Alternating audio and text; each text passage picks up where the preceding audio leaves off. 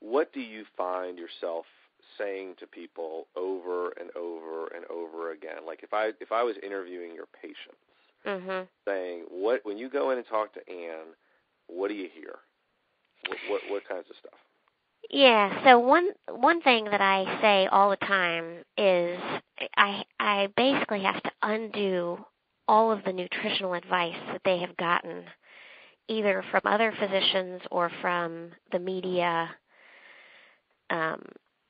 because the bulk of what people hear is absolutely, completely wrong. And so I spend a lot of time undoing that and reteaching. So, for example, fat.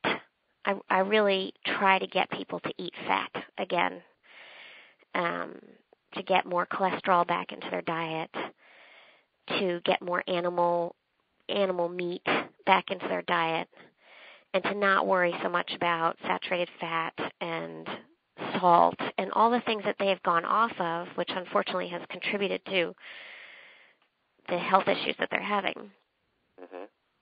And sometimes, if that's all we talk about, and then they come back in a month, a lot of times they already feel so much better just from making those changes.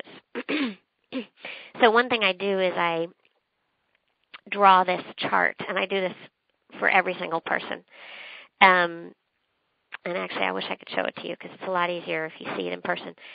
But I basically tell them that when they eat a carb, like have a glass of juice or eat a piece of bread or a big bowl of pasta or a bowl of cereal with skim milk, a big set of carbs, their blood sugar shoots up within about an hour.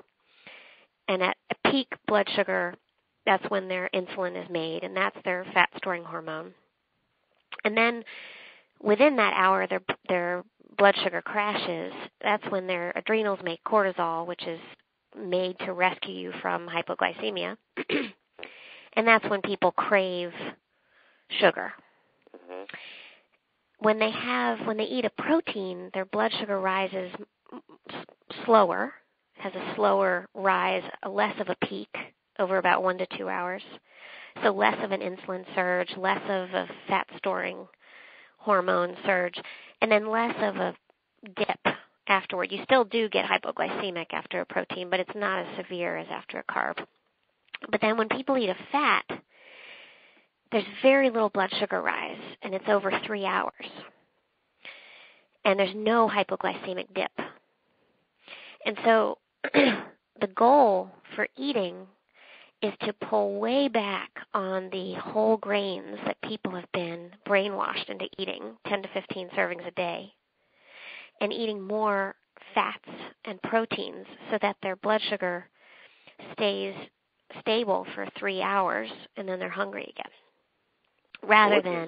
What would be an example of a fat? Like when I think about eating and I eat protein, I'll eat meat. Right. What would be fat? So what I do is under each of those categories, carbs, proteins, and fats, I list out what the good ones are. So the main carbs that are good are vegetables.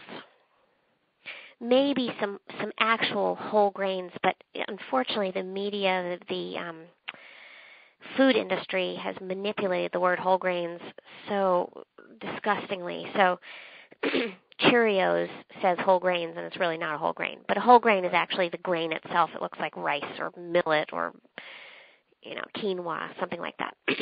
So an actual grain, not a flour. But vegetables are the main source of carbs, maybe some fruits.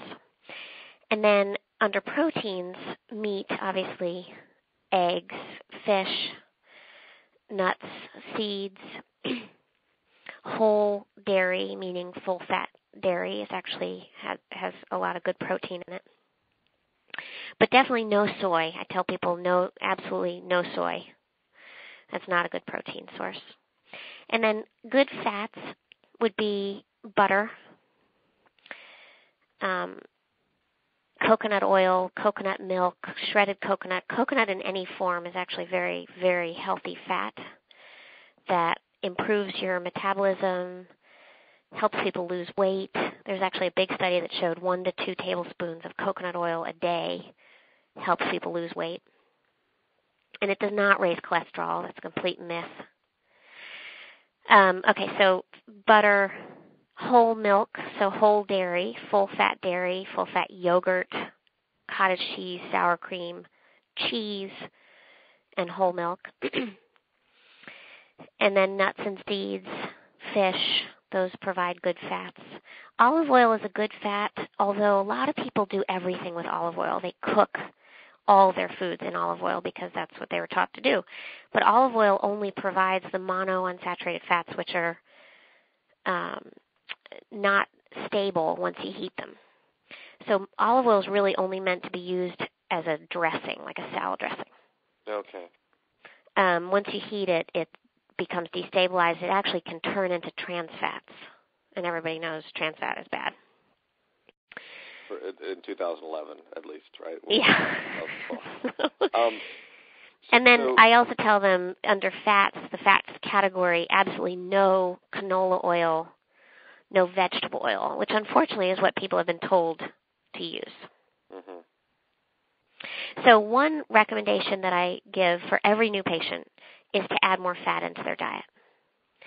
And as they add more fat, they don't have the hypoglycemic episode, the highs and lows of blood sugars, so they don't crave the sweets as much. Right. And with stable blood sugar, the other thing I tell them is when insulin is made at that peak blood sugar, that's also when all inflammation in the body gets worse, is at peak blood sugar, because sugar feeds inflammation. So whatever their inflammation is, we all carry inflammation, whether it's arthritis or diabetes or heart disease or cancer.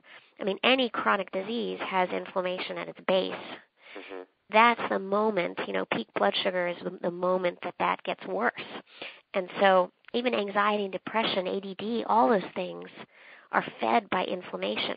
So if you can get people's blood sugar to not soar, they actually feel so much better.